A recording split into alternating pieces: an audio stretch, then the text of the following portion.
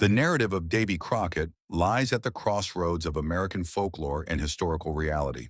A genuine individual, Crockett notably served in the United States House of Representatives. However, it was his accomplishments on the burgeoning Western frontier that truly distinguished his legacy. Myths do not arise spontaneously. Crockett recognized the value of his image as a charming yet courageous frontiersman. During his campaign for national office, his speeches were rich with homespun wisdom and rural analogies. The persona he crafted was so compelling that legends began to form around him while he was still living. Davy hailed from a modest French Huguenot lineage. His grandparents had migrated to Ireland and altered the family name from de Croquetagne to Crockett, a fortunate change that likely aided Davy in projecting his rustic hunter persona, which would have been challenging with an aristocratic French name. His father, John Crockett, was born in Virginia, fought in the Revolutionary War, and participated in the Battle of Kings Mountain. Davy was born in 1786 in Greene County, North Carolina, which is now part of Tennessee, but at that time it fell under North Carolina's jurisdiction. John operated a gristmill, which was destroyed by a flood, along with the family home, leading him to declare bankruptcy in 1795. The family's poverty was so acute that John indentured Davy to a man named Jacob Seiler. Growing up in the wilderness, young Davy received little formal education, compounded by his wild nature and frequent truancy from school. Instead, he received tutoring for 100 days from a knowledgeable neighbor. John attempted to enroll the boy in school, but Davy, being stubborn, chose to venture out into the world. In his youth, Crockett worked as an additional farmhand and drove cattle. Ultimately, he returned home to assist his father in settling the family debts. Davy Crockett was anything but conventional, as evidenced by his romantic life. One of his various jobs was on John Kennedy's estate, where he developed feelings for Kennedy's niece, Amy Summer. However, she was already engaged to Kennedy's son. Undeterred, Crockett persuaded a wedding guest to marry him, but she ended up marrying someone else. Eventually, Davy wed Polly Finley, despite her family's objections, and they had 3 children, one of whom later represented Tennessee in the House of Representatives. Tragically, Polly passed away in 1815, after which he married Elizabeth Patton, a local widow, and had 3 additional children with her. Like many prominent individuals of the late 18th and early 19th centuries, Crockett entered public service through military engagement. In 1813, Creek warriors attacked Fort Mims in present-day Alabama, killing nearly all its residents. This event was leveraged to garner support for the Creek War, a complicated conflict that saw divisions within the Creek tribe. American forces backed the Lower Creeks, led by Andrew Jackson, while the Red Stick Creeks received assistance from the British and Spanish. Crockett enlisted in the Tennessee militia and took part in the conflict. However, he later expressed a preference for hunting in Alabama over combating Native Americans. Despite this, he remained in service under Jackson's command until he grew weary of military life and arranged for a laborer to take his place until his official discharge in 1815. Despite some flaws in Crockett's military career, it motivated him to pursue further public service. He was soon appointed as commissioner, playing a key role in defining the boundaries of the newly formed Lawrence County, Tennessee, marking the beginning of his swift ascent in local politics. In 1817, he became Justice of the Peace. In the following year, he was elected Lieutenant Colonel of the 57th Regiment of Tennessee Militia. After dedicating a few years to successful business endeavors, Davy returned to public office in 1821, representing Lawrence and Hickman counties in the Tennessee General Assembly. His political views were largely shaped by the struggles faced by his father, John Crockett, in supporting their family on the Tennessee frontier. Adopting populist policies, he opposed heavy tax burdens on the impoverished, which earned him the unwavering support of many small landowners and agricultural workers in Lawrence and Hickman counties, as well as across the state. However, these political inclinations also attracted formidable adversaries, who would ultimately contribute to his political downfall. Notably, Crockett transitioned from obscurity to a significant position on the national stage. Yet his political journey was fraught with challenges.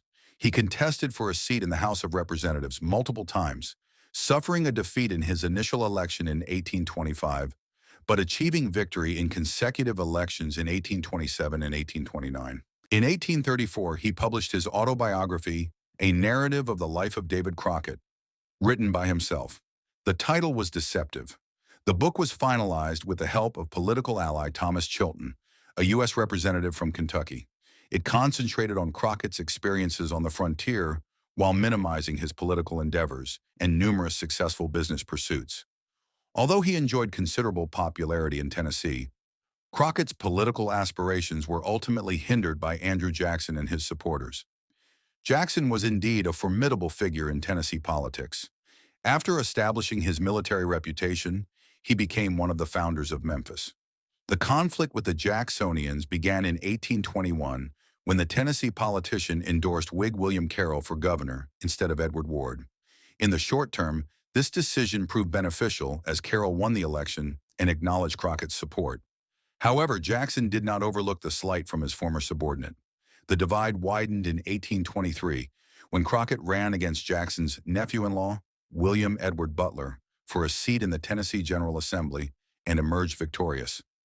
Unbeknownst to him, he had made a powerful adversary in Jackson, who harbored a deep-seated grudge. In 1824, Jackson made his first presidential bid.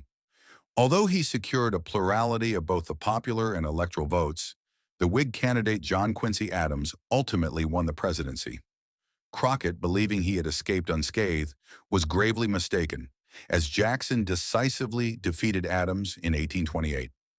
The ambitious representative championed the rights of settlers occupying government-owned land in western Tennessee.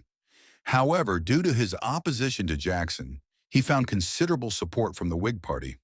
Crockett also took a courageous stance against the president and the military by advocating for the closure of the West Point Academy, arguing that it created an inequitable path to power for affluent families.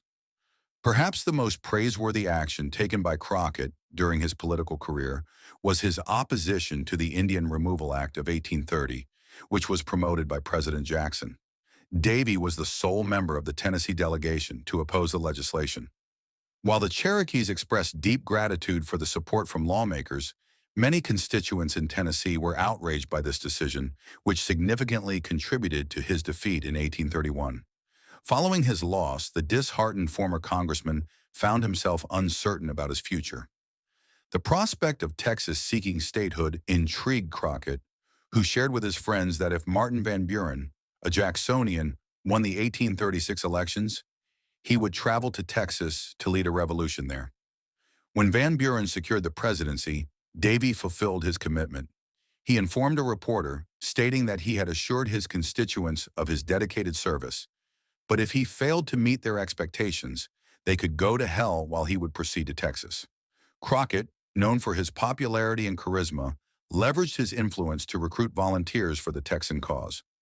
Ultimately, he addressed a gathering at the Madison County Courthouse, where hundreds of interested spectators listened to his advocacy for Texan independence.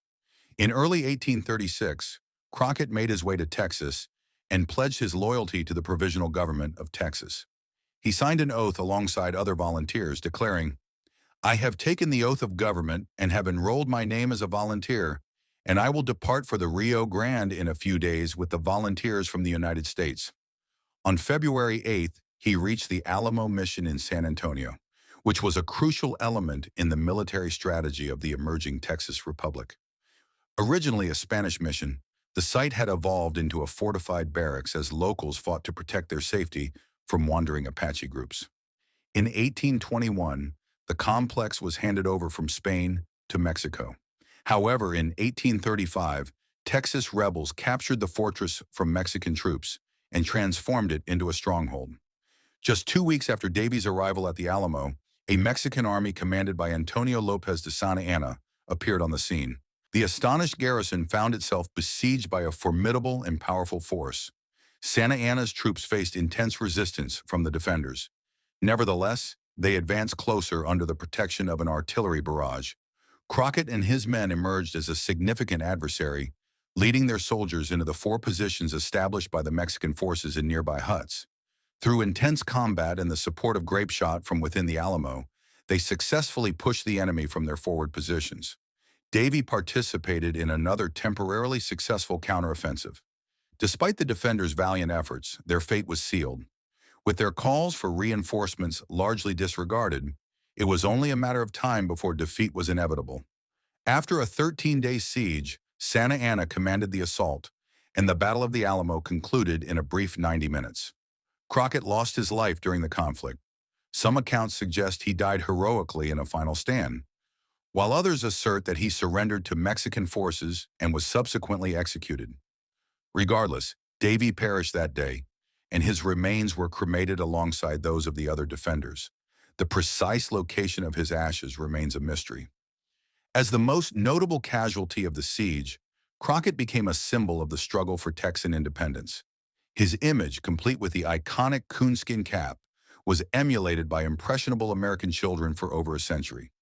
The legend of Crockett as the quintessential rugged frontier settler has deeply resonated within the national consciousness. Having grown up on the frontier and engaged in hunting, there was indeed a kernel of truth to that portrayal. Nevertheless, he was an astute individual who meticulously crafted that persona to gain advantages in both politics and business.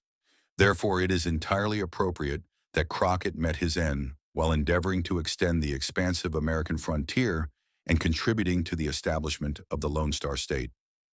The theatrical circumstances surrounding the congressman's demise significantly reinforced his legacy after death. If you found the video enjoyable, kindly click the like button and subscribe for additional content of this nature.